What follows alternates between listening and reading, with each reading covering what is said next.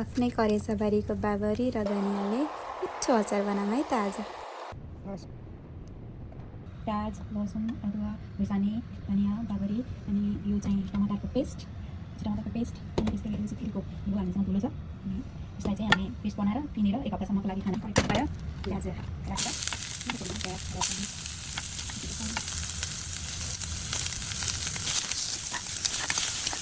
यसलाई चाहिँ हाम्रो पकाउनको लागि चाहिँ यसलाई एकछिन पकायो भनेपछि